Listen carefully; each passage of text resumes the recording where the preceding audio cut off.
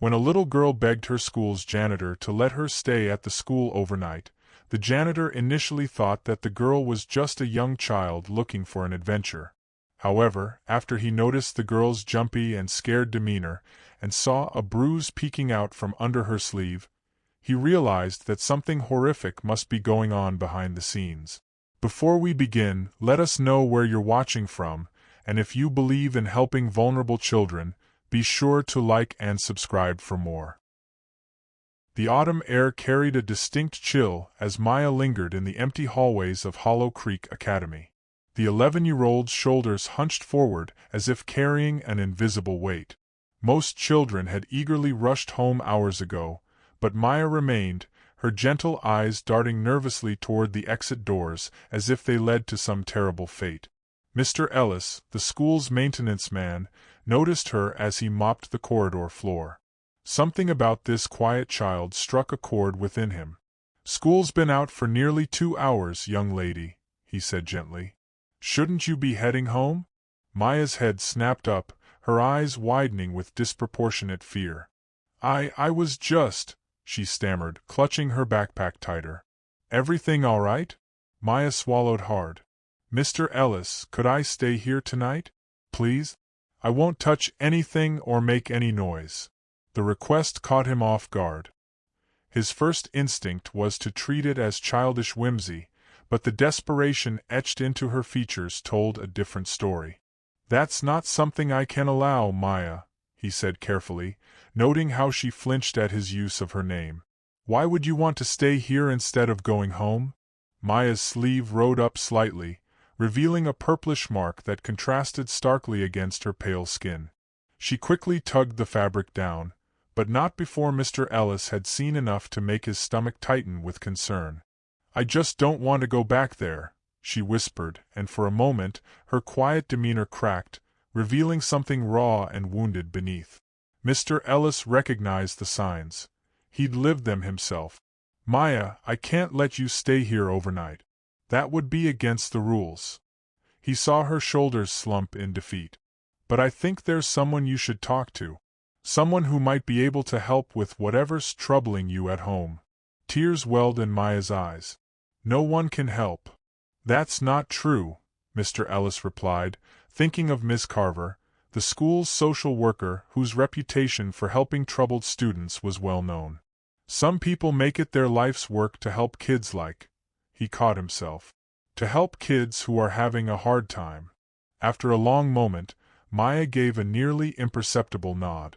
It wasn't trust, not yet, but perhaps a flicker of hope that this time might be different. As they walked down the corridor, Mr. Ellis noticed how Maya kept a careful distance, how her eyes constantly scanned for escape routes, how her small body seemed coiled to flee at any moment. These weren't the behaviors of a child who knew safety. Miss Carver's office door stood ajar, warm light spilling into the hallway. The social worker was known for working late, especially during the first months of the school year. "Jane? Got a minute?" Mr. Ellis asked after knocking gently. Miss Carver looked up from her desk, her sharp features softening when she spotted Maya partially hidden behind Mr. Ellis's larger frame. She was in her mid-40s, with prematurely silver hair cropped short and intelligent eyes that missed very little. "Of course," she said, setting aside her file. "Come in, both of you." Mr. Ellis explained the situation briefly, including his observation of the bruise on Maya's arm. Ms. Carver nodded almost imperceptibly, maintaining her calm demeanor though her eyes sharpened with concern. "Maya, would you mind showing me your arm? The one Mr. Ellis mentioned." Ms. Carver asked after Mr. Ellis had been dismissed. The girl instinctively covered her left arm with her right hand. "I fell," she said automatically. "On the playground." "I'd still like to see," Miss Carver insisted gently. After a long moment of internal struggle, Maya slowly pushed up her sleeve, revealing a bruise that was distinctly not from a fall. Its shape suggested fingers that had gripped too tightly. "Does that hurt?" Miss Carver asked softly. Maya shrugged, a gesture that spoke volumes about her normalization of pain. "Are there other bruises, Maya? In places I can't see?" The girl's eyes filled with tears that she refused to let fall. Her silence was answer enough. "I'm going to need to report this, Maya," Miss Carver said gently but firmly. "It's my job to make sure you're safe. And I'm concerned that you might not be safe in your current home." Panic flooded Maya's features. "No. Please. It'll just make everything worse."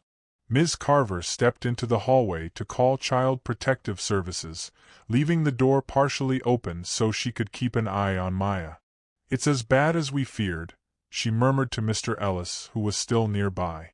"I'm calling CPS. I suspected as much. Poor kid. I need to document the visible bruising and file a report," Miss Carver continued. "Can you stay nearby? I'm worried she might try to run if she realizes what's happening." Ms. Carver's first call was to her contact at CPS, a woman named Donna whom she'd worked with on several previous cases. "I have an 11-year-old female student showing signs of physical abuse in a foster placement," she explained. "Visible bruising consistent with being grabbed forcefully, reluctance to go home, and extreme fear when discussing her foster parents." "Names?" Donna asked. "The child is Maya." Miss Carver paused, realizing she didn't know the girl's last name. "Foster parents are Edward and Laura Granger." "I can look up the Grangers in our system," Donna replied. After a moment, she made a small noise of recognition. "Edward and Laura Granger. They've had 7 foster placements in the past 3 years. No previous reports of abuse or neglect, but that doesn't mean much. What's the protocol here? I don't want to send her back to that home tonight. Technically, we need more than just a bruise and reluctance for emergency removal," Donna said, though her tone suggested she wasn't happy about it. "Unless the child discloses direct abuse or we observe conditions in the home that constitute immediate danger." "She's terrified, Donna. Something's very wrong in that home." "I hear you," Donna sighed. "Look, I can come do an evaluation this afternoon. If I document enough concerning indicators, we might be able to justify temporary removal while we investigate further." When Ms. Carver returned to her office, Maya was perched on the edge of her chair, looking like a bird ready to take flight. "A friend of mine is coming to talk with us shortly," Ms. Carver explained. "Her name is Donna, and her job is similar to mine. She helps make sure children are safe and well cared for." Fear flashed across Maya's face. "You called CPS," she whispered.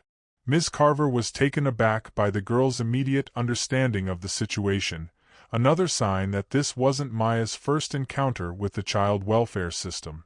"Yes," she admitted, seeing no point in lying. "I'm concerned about your safety, Maya." "They'll separate us," the girl said softly, her eyes now distant. "Like before." "Separate who, Maya?" Ms. Carver asked gently. For a moment it seemed Maya might answer, but instead, she retreated back into herself, shaking her head. 45 minutes later, Donna Chun arrived. She was a compact woman with tired eyes that had seen too much human cruelty, yet still managed to convey compassion. "Hello, Maya," Donna said. "I understand you've been having a tough time." Maya said nothing, but her eyes tracked Donna's every movement like prey watching a predator. "Would it be all right if I asked you some questions about your foster home? About the Grangers?" Donna continued, her voice matter-of-fact rather than pitying. "I already told Miss Carver."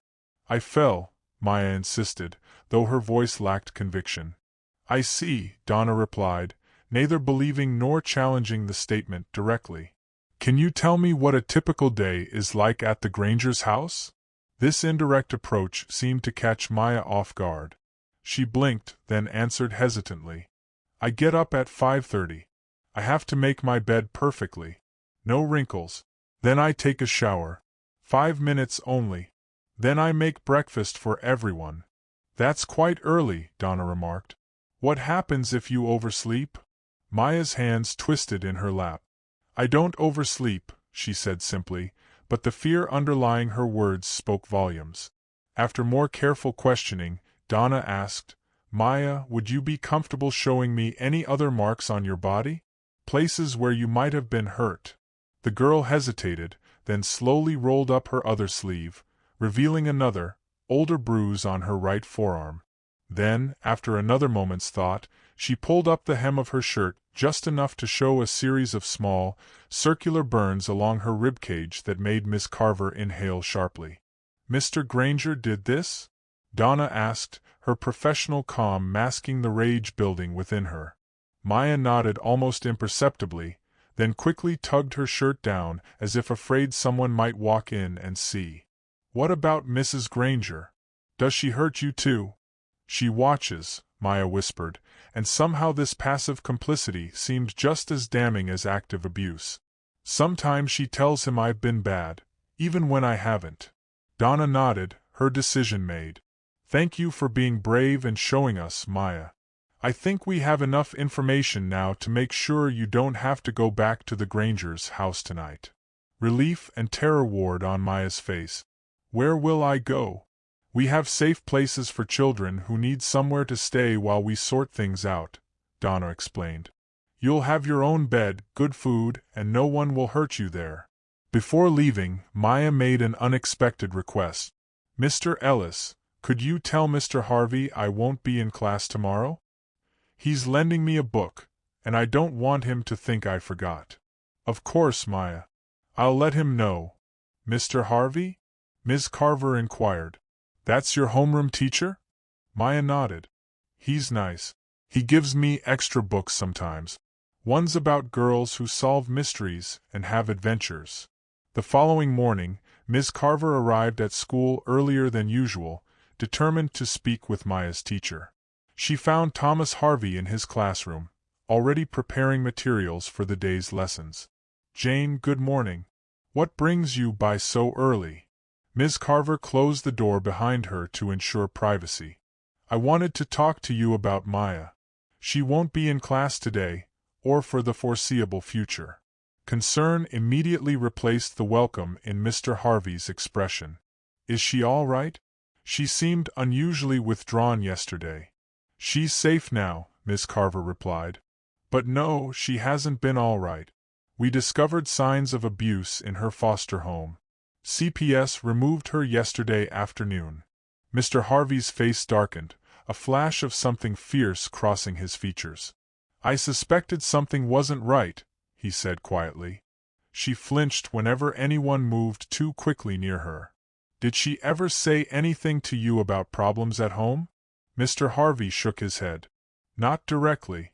But she wrote a story for a creative writing assignment that troubled me, about a girl locked in a closet as punishment for breaking a plate.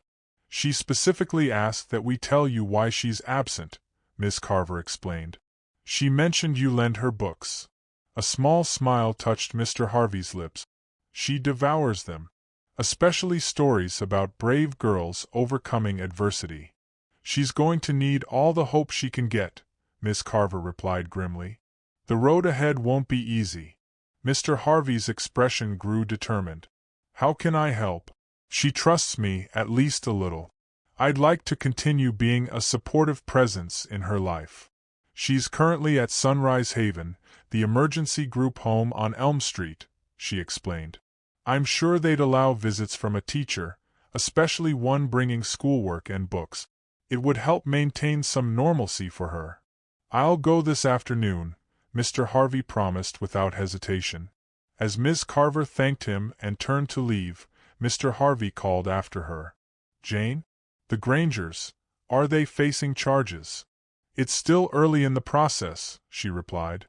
"But yes, I expect they will." Something in Mr. Harvey's expression gave Ms. Carver pause. "This is personal for you, isn't it?" she asked quietly. He held her gaze steadily. "Let's just say I understand what Maya's going through better than most." 3 days later, Ms. Carver received an unexpected visitor, Detective Andrea Shaw from the Special Victims Unit. "I'm investigating the Granger case," she explained after brief introductions.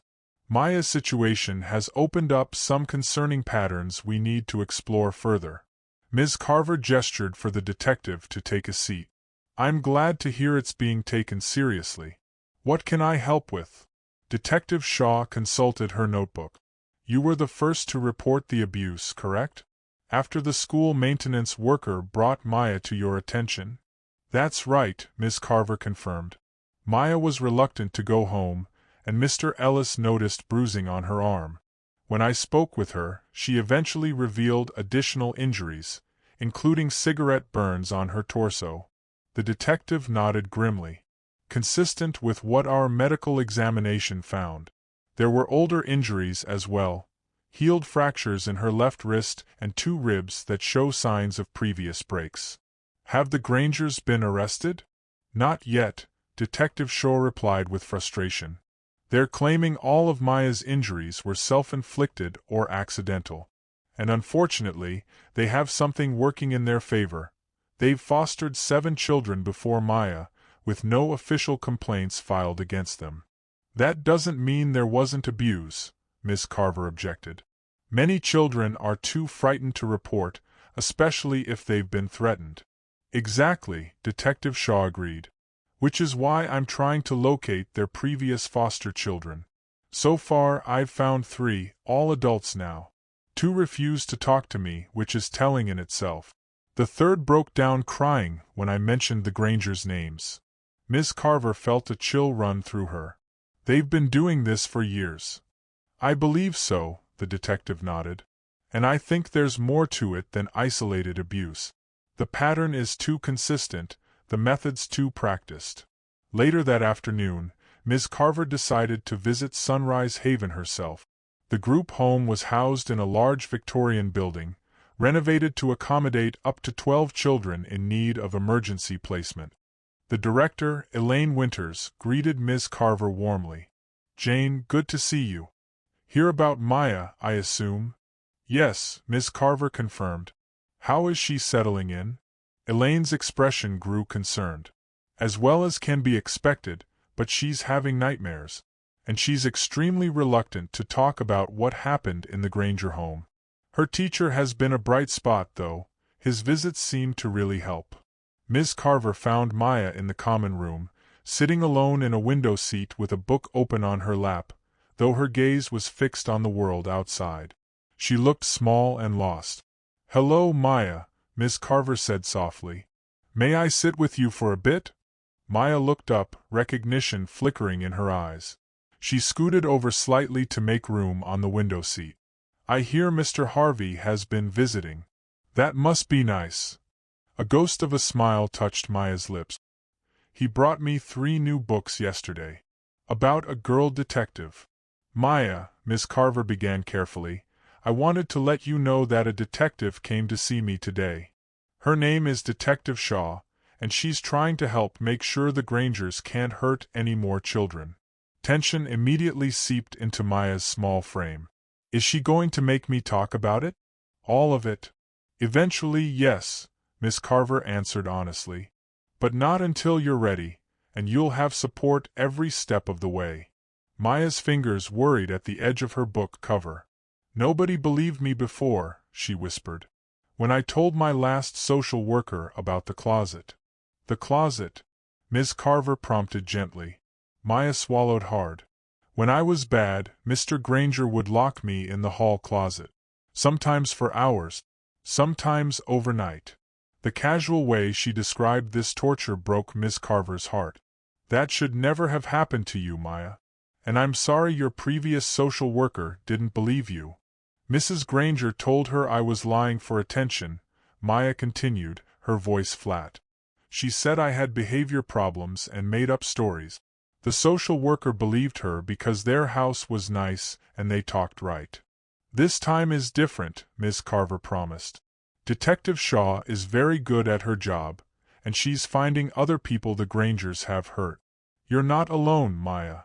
For the first time, a flicker of hope appeared in the girl's eyes. "There are others? Like me?" "Yes," Miss Carver confirmed. "Other children who lived with the Grangers before you. Detective Shaw is talking to them now." Maya returned to staring out the window, silent for several long moments. When she finally spoke again, her voice was barely audible. "There was a boy there when I first came. Another foster kid. Aaron. He was 14. He tried to protect me sometimes, but then the Grangers sent him away. This was new information, and potentially significant. Did Aaron tell anyone about how the Grangers treated you both? Maya shook her head. He tried, I think. But Mr. Granger was always there when the social workers visited, watching us. And after Aaron complained once, Mr. Granger hurt him really bad. Broke his arm. Told everyone Aaron fell off his bike. Do you know Aaron's last name? Or where he might have gone after leaving the Grangers? Jenkins, I think. Aaron Jenkins, Maya replied. He said if he got out, he was going to live with his uncle in Portland. This was a valuable lead that could potentially corroborate Maya's account of the abuse. Thank you for telling me about Aaron, Maya. That was very brave. Mr. Granger said if I ever told anyone about what happened in their house, he'd find me. No matter where I went. He can't hurt you here, Miss Carver assured her. There are people watching out for you now. The following week, Maya's teacher, Mr. Harvey, requested a meeting with Ms. Carver and Detective Shaw. He arrived at the detective's office looking grim and determined, a folder clutched tightly in his hand. Thank you both for meeting me, he began. I've been visiting Maya regularly at Sunrise Haven, and yesterday she shared something concerning with me. Detective Shaw leaned forward, her interest piqued. What kind of something? Mr. Harvey placed the folder on the desk between them. She gave me this drawing. Said she made it to help her remember, but that it gave her nightmares. He opened the folder to reveal a child's drawing, crude but unmistakable in its content.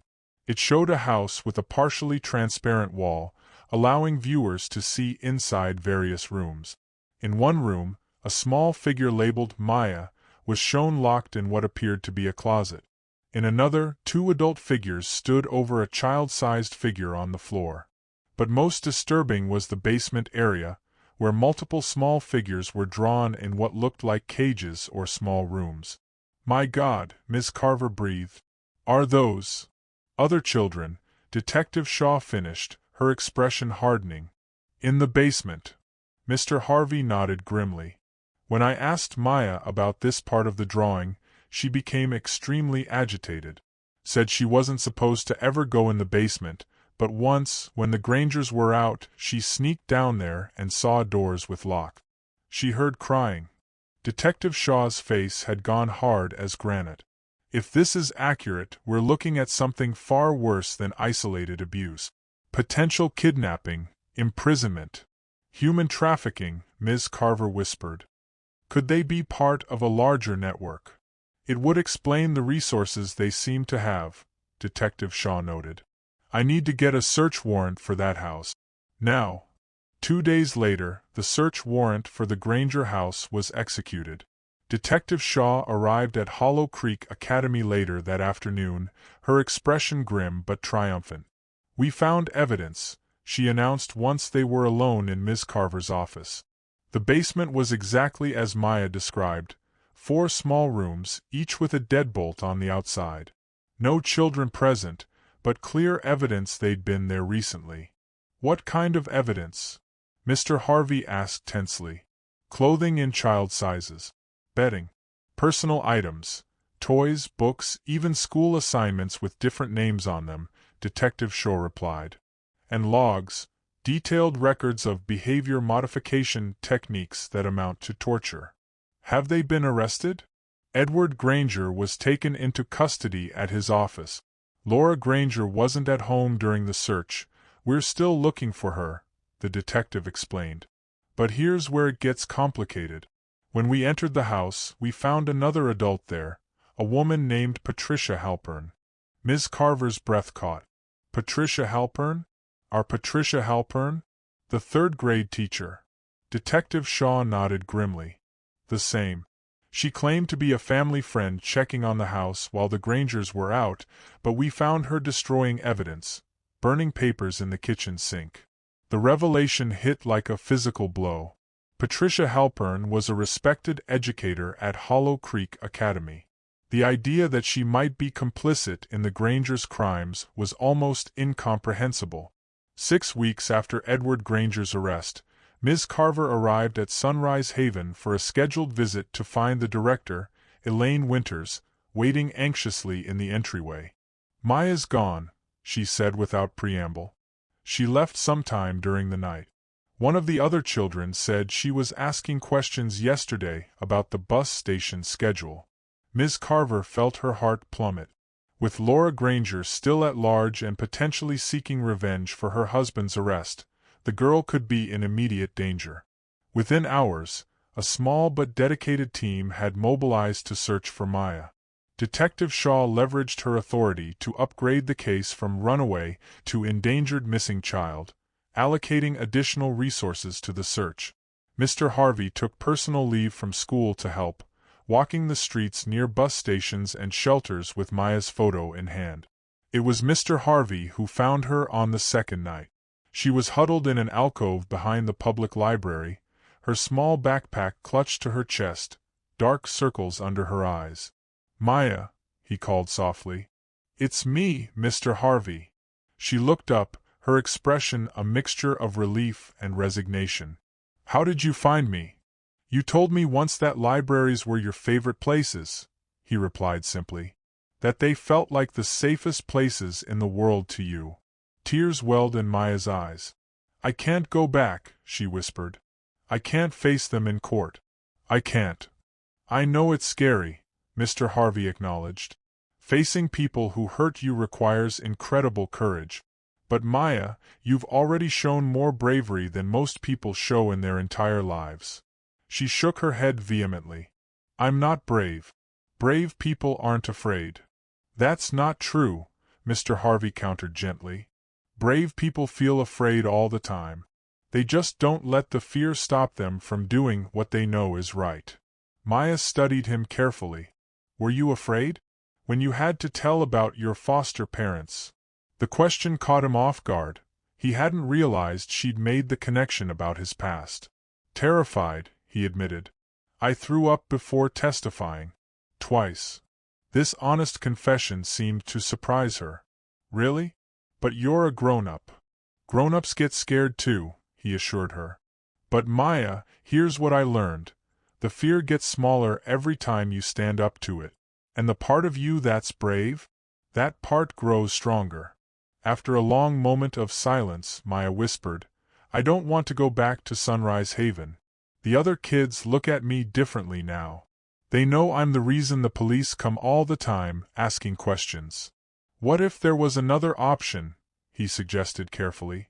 "Somewhere else you could stay while the case proceeds?"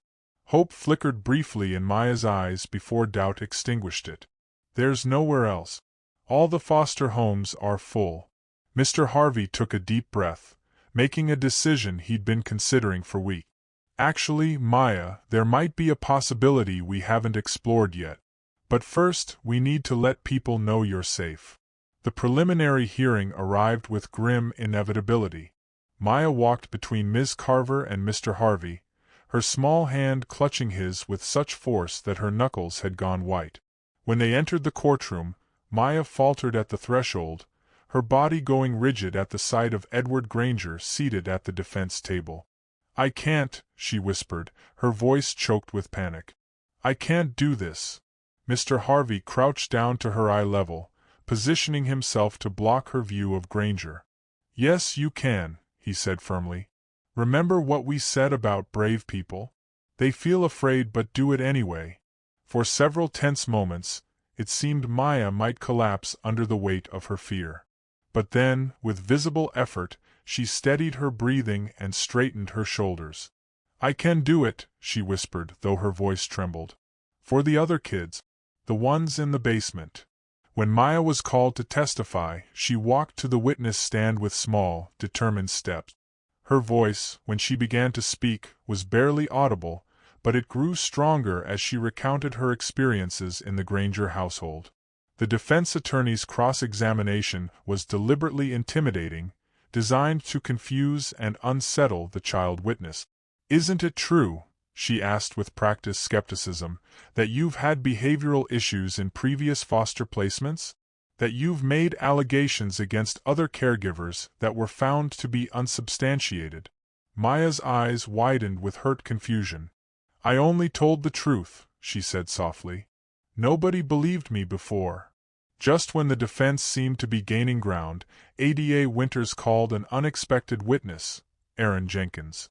The young man nodded slightly to Maya before taking the stand. "I was placed there about 8 months ago," Aaron testified.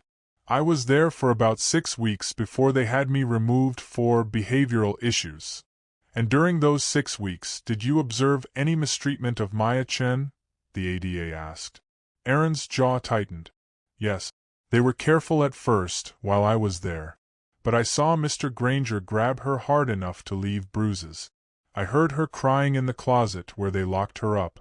And once, I tried to intervene when Mr. Granger was hitting her with a wooden spoon. That's when he broke my arm." "Did you report these incidents?" "I tried," Aaron replied bitterly. "I told my social worker.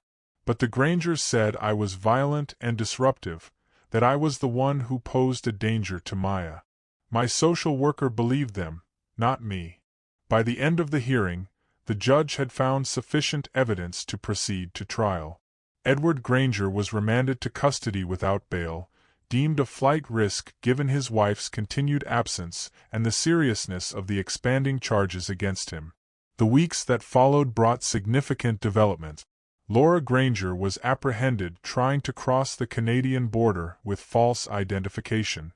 More damning evidence emerged, including financial records suggesting payments to various officials who might have overlooked concerns about their foster care practices. Patricia Halpern eventually agreed to cooperate with prosecutors in exchange for leniency, revealing details of a trafficking operation that had operated beneath the veneer of legitimate foster care for years. Through it all, Maya remained under Mr. Harvey's care, gradually settling into a routine that offered stability she had rarely known. There were still nightmares, still moments of paralyzing fear, but there were also small victories. A full night's sleep, a spontaneous laugh, a tentative friendship with a classmate who had returned to Hollow Creek Academy. On the trial's 10th day, the jury returned after just 4 hours of deliberation. The verdict was unanimous: guilty on all counts. The Grangers would face decades in prison, with no possibility of continuing their crimes against vulnerable children. Maya sat quietly between Mr. Harvey and Ms. Carver, her expression solemn but peaceful. "It's over," Miss Carver whispered, squeezing her hand gently. "They can't hurt anyone else now." Maya nodded, though her eyes remained fixed on the Grangers as they were led away in handcuffs. Only when they had disappeared through the side door did she finally turn to Mr. Harvey. "Can we go home now?" she asked simply. The word home caught in Mr. Harvey's throat, its significance not lost on him. "Yes," he managed after a moment. "Let's go home." 2 weeks after the trial concluded, Ms. Carver visited Mr. Harvey's apartment for a scheduled follow-up meeting.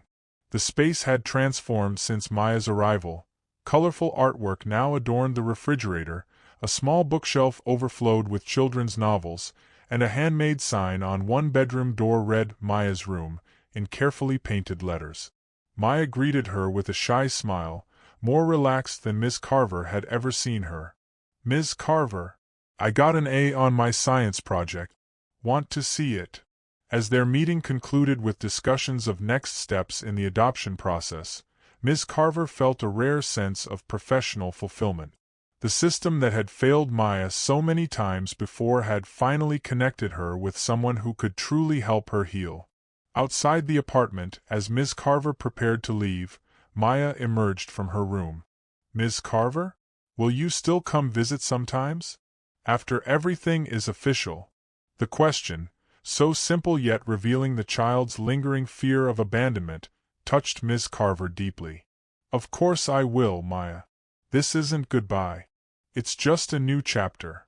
Maya nodded, seeming satisfied with this answer. Then, with a glance at Mr. Harvey for reassurance, she stepped forward and quickly hugged Miss Carver, the first time she had initiated physical contact with the social worker. "Thank you," she whispered, "for believing me when I told you about the Grangers. For not sending me back there." As Ms. Carver departed, she glanced back to see Maya and Mr. Harvey framed in the doorway, not yet the perfect picture of healing, both still carrying scars from their respective pasts, but something equally powerful. Two people who had found in each other the family they both needed, creating safety where before there had been only fear. In that moment, despite the systemic challenges that remained, despite the other children still waiting for someone to believe their stories, Ms. Carver allowed herself to celebrate this one victory. This one child who had escaped the darkness and found her way to light. Thanks for watching till the end. If you enjoyed the story, give this video a like if you haven't already, and subscribe for more.